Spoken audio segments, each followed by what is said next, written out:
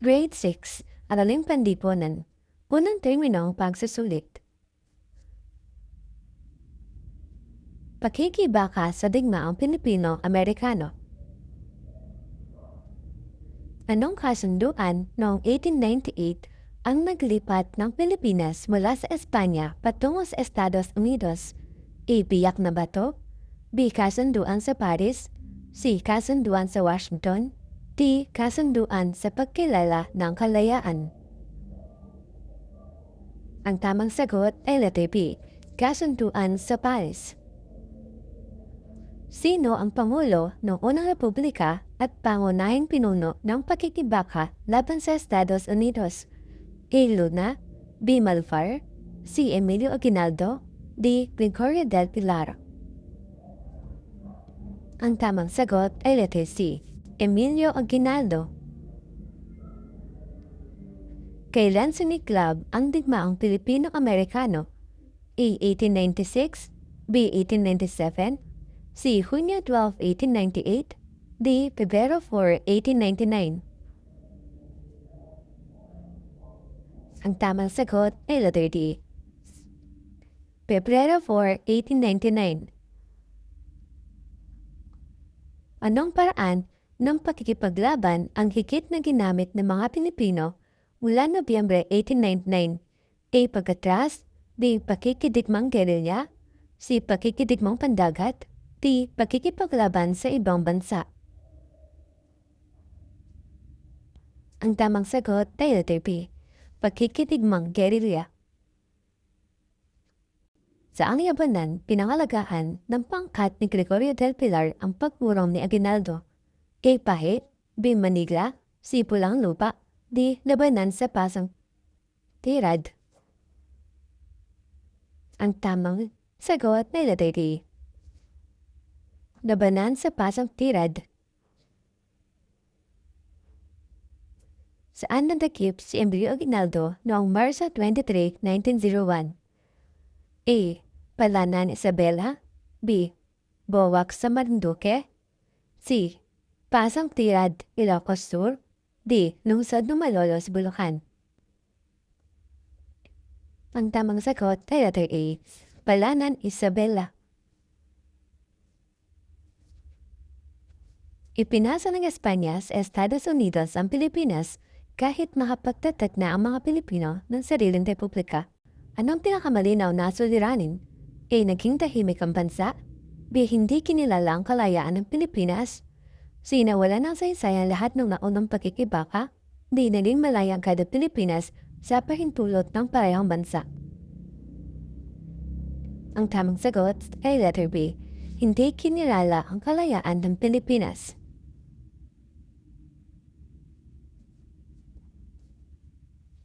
Bakit lumipat sa paraang gerilya ang maraming pangkat na Pilipino?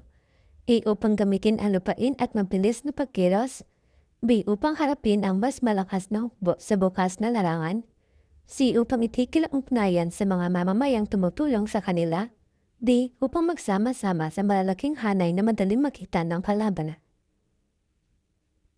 Ang tamang sagot ay letter A. Upang gamitin ang lupain at mabilis na pagkilos. Tinawag ng ilang Amerikano ang labanan na insurrection, ngunit itinuring ito ng mga Pilipino na pagtatanggol sa kalayaan. Ano ang pinakikita nito? A. Pareho ang pananaw. B. Magkaibang tawag dahil magkaibang panig. C. Walang kinalaman ang layunin ng isang panig sa katawagan. D. Iisa ang kahulugan ng pangyayari sa lahat ng taong nakaranas nito. Ang tamang sagot ay letter B. Magkaiba ang tawag dahil magkaiba ang panig. Ano ang naging kabuluhan ng pagtatanggol sa pasong tirad? A. Nagwakas ang digmaan. B. Nagbawi agad ang Maynila. C. Napangalagaan ng pagurong ni Aguinaldo. D. Napasukan ng tuluyan ang buong hukbo Amerikano. Ang tamang sagot ay letter Z. Napangalagaan ang pagurong ni Aguinaldo. Nagpatuloy ang paglaban sa ilang lalawikang pagkadakip kay Aguinaldo. Anong pinakamakatwirang hinuha? A. Hindi sa iisang pinuno lamang nakasalalay ang pakikibaka. B. Agad na kinilala ng lahat ng pamahalaang kolonyal ng Estados Unidos. C. Naging mas malakas ang hukbong Pilipino matapos mawala ang pambansang pamunuan. D. Wala nang kaugnayan sa kalayaan ng lahat ng pagkilos pagkadakip kay Aguinaldo. Ang tamang sagot ay letter A. Hindi sa iisang pinuno lamang nakasalalay ang pakikibaka. Isang ulat ang nagsasabing maliliit na pangkat ang biglang sumasalakay at mabilis na nagkakahiwa-hiwalay. Anong pagsusuri ang tama? A. Tigil ang laban. D. Lantad ang hanay. C. Gerilya ang taktika. D. Malaking hukbong humaharap sa bukas na larangan. Ang tamang sagot ay letter C. Gerilya ang taktika. Alin ang mas ng pagkakasunod-sunod ng mahahalagang pangyayari? A. Digmaan, kalayaan, kasunduan, pagtakip. B. Pagtakip, kasunduan, kalayaan, pagsiklab ng digmaan. C. Kasunduan sa Paris, kalayaan, digmaan, pagtakip kay Aguinaldo. D. Pagpapahayag ng kalayaan, kasunduan sa Paris, pagsiklab ng digmaan, pagtakip kay Aguinaldo. Ang tamang sagot ay letter D. Pagpapahayag ng kalayaan, kasunduan sa Paris, pagsiklab ng digmaan, pagdakip kay Aguinaldo. Paano nakatulong ang kabundukan at pagkakakilala sa mga daan sa pagkikitigmang gerilya? A. Nakatulong ang mga ito sa pagtatago at mabilis na paggalaw. B. Pinadali ng mga ito ang pagbuo ng malalaking hanay sa kapatagan. C. Inalis ng mga ito ang pangangailangan sa tulong ng mga pamayanang malapit. D. Tiniyak ng mga ito na hindi na kailangang magplano ng anumang uri ng pagsalakay. Ang tamang sagot ay letter A. Nakatulong ang mga ito sa pagtatago at mabilis na paggalaw. Mas mahusay ang sandata at kagamitan ng hukbong Amerikano sa lantad na labanan. Ano ang naging tugon ng maraming Pilipino? A. Natigil ang lahat ng paglaban. B. Naging laban ng pandagat ang tunggalian. C. Dumipat sa taktikang gerilya mga Pilipino. D. Nagpasya mga Pilipino sa manid sa hukbong Espanyol. Ang tamang sagot ay letter C. Dumipat sa taktikang gerilya ang mga Pilipino. Maraming sibilyan ang nakaranas ng gutom, sakit at pagkawala ng kabuhayan. Ano ang pinahihiwatig nito tungkol sa digmaan? A. Mabilis ang digmaan. B. Labanan lang ito ng pinuno. C. Walang kaugnayan ng sakit sa kaguluhan. D. Umabot sa buhay, kalusugan at kabuhayan ng sibilyan ang pinsala ng digmaan. Ang tamang sagot ay letter D.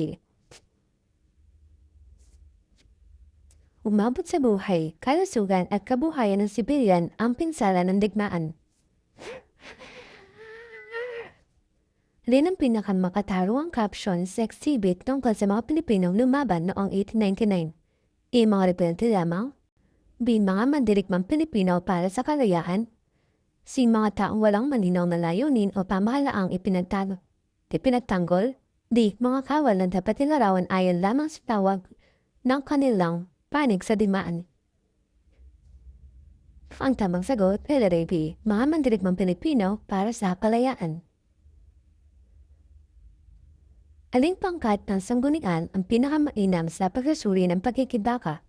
A. Mga liham, opisyal na tala, at salaysay mula sa magkabilang panig. B. Iisang sipi lamang na walang petsa, may akda o paliwanag sa pinagmulan.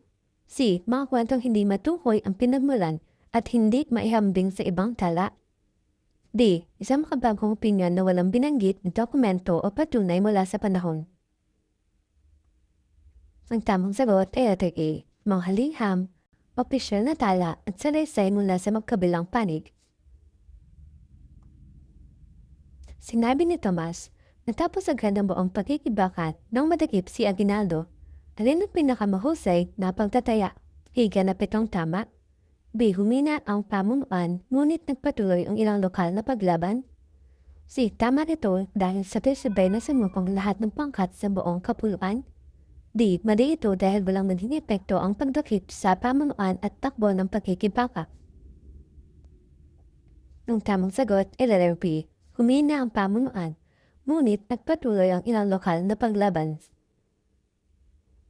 May mga tala ng paglaban sa Maynila, Ilocos, Marinduque at iba pang pook. Haling konklusyon ang pinakamatibay, iisimpok lang ang lumaban, B. Walang pagkakaibang mga lokal na karanasan, C. Malawak at sari-sari ang anyo ng pagkikibakang Pilipino, D. Iisang pinuno at iisang taktika ang ginamit sa lahat ng lalawigan sa buong panahon. Ang tamang sagot ay letter C. Malawak at sari-sari ang anyo ng pagkikibakang Pilipino. Mga imperialistang pamamaraan ng Estados Unidos. Ano ang tawag sa proklamasyon ni Pangulong William McKinley na nagangkin ng kapangyarihang Amerikano habang nangangakong mamamahala para sa katukanan ng mga Pilipino? A. Amnestia, B. Benevolent assimilation, C. Patakarang pang-edukasyon, D. Pamahalaang kolonyal na sibil. Ang tamang sagot ay letter B. Benevolent assimilation. Anong uri ng pamahalaan ang unang itinatag ng Estados Unidos sa Pilipinas habang nagpapatuloy ang digmaan? A. Militar, B. Barangay, C. Sultanato, D. Pamayanang Federal. Ang tamang sagot ay letter A. Militar. Ano ang pinalawak sa pamamagitan ng Act No. 74 noong 1901? A. Buwis, B. Kalakalan, C. Serbisyong Koreo, D. Sistema ng pampublikong edukasyon. Ang tamang sagot ay letter D. Sistema ng pampublikong edukasyon. Ano isa sa mga gawaing pinaparusahan ng Sedition Law o Act No. 292? A. Pag-angkat, B. Pananatiling laban, or pananalitang laban sa pamahalaan, C. Pagpasok sa paaralang pampubliko, D. Pagpili ng produkto mula sa ibang bansa. Ang tamang sagot ay letter B. Pananalitang laban sa pamahalaan. Anong patukaran ang gumamit ng amnestisya, posisyon at pagkikipagtulungan upang makuha ang suporta ng ilang Pilipino? A. Buwis, B. Sa pilitang paggawa, C. Patakarang atraksyon, D. Pananakop na pangkabuhayan. Ang tamang sagot ay letter C. Patakarang attraction. Alin ang malawak na ginamit sa mga paaralang pampubliko noong panahon ng Amerikano? A. Latin, B. Baybayin, C. Wilang Espanyol, D. Wikang Ingles bilang panturo. Ang tamang sagot ay letter D. Wikang Ingles bilang panturo. Nagbigay ang mga paaralan ng bagong kaalaman, ngunit gumamit din ng kurikulum at wikang pinili ng pamahalaang Amerikano. Aling pagsusuri ang pinakatumpak? A. Puro tulong, B. Puro parusa, C. May pagkatuto ngunit naging paandirito ng impluensyang kolonyal, D. Walang anumang pakinabang at walang anumang layuning pangpamahalaan ang sistema. Ang tamang sagot ay letter C. May pagkatuto ngunit naging paraan din ito ng impluensyang kolonyal. Pinalitan ng pamahalaang sibil ang pamahalaang militar, ngunit nanatili sa mga Amerikano ang pinakamataas na kapangyarihan. Ano ang pinagkikita nito? A. Nagbago ang anyo ng pamamahala, ngunit nanatili ang kolonyal at kontrol. B. Naging malaya ang kadang Pilipinas nang may talaga ang unang gobernador sibil. C. Nawala ang lahat ng kapangyarihan ng Estados Unidos sa paglipat ng pamahalaan. D. Ipinasok agad sa mga Pilipino ang lahat ng pasyang panlabas, militar at pambansa. Ang tamang sagot ay letter A. Nagbago ang anyo ng pamamahala, ngunit nanatili ang kolonyal at kontrol. Ano ang magkatulad na layunin ng Sedition Law at Flag Law? A. Itaguyod ang turismo, B. Palawakin ang kalakalan, C. Dagdagan ang sahod ng kawani, D. Limitahan ang hayabang, simbolo at pahayag laban sa pamahalaang kolonyal. Ang tamang sagot kay letter T. Limitahan ang hayagang simbolo at pahayag laban sa pamahalaang kolonyal. Sabay na gumamit ang Estados Unidos ng kampanya militar, amnestiya, at pagtatag ng paaralan, ano ang pinakamainan na pagsusuwi? A. Pinagsama ang pamimilit at pagkuha ng pakikipagpulungan. B. Iisang paraang pang-edukasyon lamang ginamit sa pananakop. C. Iniwasan ng pamahalaan ang anumang batas at operasyong panghukbo. D. Walang kaugnayan sa pagpapatatag ng kapangyarihan ng mga hakbang na ito. Ang tamang sagot kay letter A. Pinagsama ang pamimilit at pagkuha ng pakikipagtulungan. Pinayagang mahalal o maitalaga ang ilang Pilipino, ngunit nasa ilalim pa rin sila ng estrukturang kolonyal. Ano ang pinakatumpak na paliwanag? A. Ganap na kalayain ito. D. Walang Pilipinong nakilahok. C. Wala ng kontrol ng pamahalaang Amerikano. D. May limitadong pagkikilahok habang nananatili ang kapangyarihang kolonyal. Ang tamang sagot ay letter D. May limitadong pagkikilahok habang nananatili ang kapangyarihang kolonyal.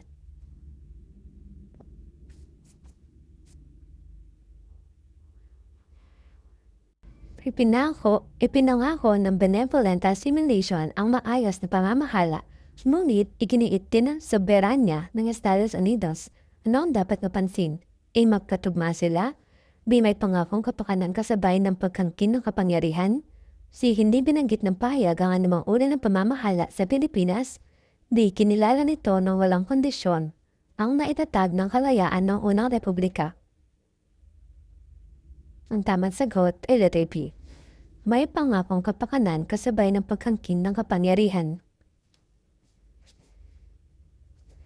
Inindipat ang mga mamamayan sa isang binabantayang lugar upang mahiwalay sa mga gerilya. Anong paraan ito? A. Singing. B. Kalakalan. C. Pampublikong edukasyon. D. Pamaraang militar at pasifikasyon. Ang tamang sagot ay letter D. Pamaraang militar at pasifikasyon. Dumating ang mga gurong Amerikano at ginamit ang Ingles sa curriculum. Saang paraan ng imperialismo ito pangunahing kabilang? A. Militar. B. Pang-edukasyon. C. Pangkalakalang pandaang lugat. D. Pagbabago sa hangganan na nalawigan. Ang tamang sagot ay letter B. Pang-edukasyon. Kapag tinawag na tulisan ang ilang patuloy na lumalaban at pinarusahan sila sa ilalim ng Brigandage Act, ano ang pangunahing gamit ng batas? A. Pagpapalawak ng pista. B. Pagpaparami ng paaralan. C. Pagpapataas ng ani sa bukid. D. Pagpigil sa paglaban sa pamamagitan ng kapangyarihang legal. Ang tamang sagot ay letter D. Pagpigil sa paglaban sa pamamagitan ng kapangyarihang legal. Bakit pinagsabay ang mga paaralan at serbisyong pampubliko sa mga batas na pumipigil sa pagtutol? A. Para sa aliw. B. Para alisin ang lahat ng pamahalaan. C. Para makuha ang pagtanggap habang nililimitahan ang paglaban. D. Para kilalan agad at lubos ang kalayaan ng Republikang Pilipino. Ang tamang sagot ay letter C. Para makuha ang pagtanggap habang nililimitahan ang paglaban. Aling plano sa pananaliksik ang pinakamahusay upang masuri ang mga pamaraang imperialista? Ipaghambingin ng mga batas, proklamasyon, pahayagan at salaysay ng mga Pilipino. B. Gumamit ng isang aklat lamang at tanggihan ang lahat ng dokumentong may ibang pananaw. C. Piliin lamang ang mga patunay na pumapabor sa naunang opinyon at huwag suriin ang mayakda. D. Magpasya muna kung mabuti o masama ang lahat bago tukuyin ang layunin, konteksto at epekto. Ang tamang sagot ay letter A. Paghambingin ng mga batas, proklamasyon, pahayagan at salaysay ng mga Pilipino. May poster na nagsasabing nagkaroon ng paaralan kaya pawang mabuti ang imperialismo. Alin ang pinakamahusay na pagtataya? A. Tama ang lahat. B. Mali ang lahat. C. Kulang ito dahil dapat suriin ang pakinabang, layunin, control at epekto. D. Tama ito dahil sapat na ang isang patakaran upang hatulan ang buong panahon ng pananakop. Ang tamang sagot ay letter C. Kulang ito dahil dapat suriin ang pakinabang, layunin, control at epekto. Alin ang pinakamahusay na thesis para sa exhibit tungkol sa pananakop ng Estados Unidos? A. Pinagsama ng Estados Unidos ang paraang militar, tikal, politikal at pang-edukasyon. B. Iisang maikling labanan lamang ang nagtatag ng kapangyarihang Amerikano sa buong kapuluan. C. Walang papel ang batas, paaralan, pamahalaang sibil, at pakikipagtulungan sa pagpapatatag ng kontrol. Di dapat ilarawan ang lahat ng patakaran bilang magkakapareho kahit magkaiba ang layunin, paraan at epekto. Ang tamang sagot ay letter A. Pinagsama ng Estados Unidos ang paraang militar, legal, political at pang-edukasyon. For the last question, paano makabubuo ng makatarungan at matibay na paghatol sa imperialismo Amerikano sa Pilipinas? A. Pumili ng panig. B. Umasa sa iisang larawan. C. Suriin ang layunin, paraan, epekto at tugon gamit ang sanggunian mula sa iba't ibang panig. D. Ituring na sapat ang isang pangyayari upang ipaliwanag ang buong pananakop at karanasan ng bansa. Ang tamang sagot ay letter C. Suriin ang layunin, paraan, epekto at tugon gamit ang sanggunian mula sa iba't ibang panig.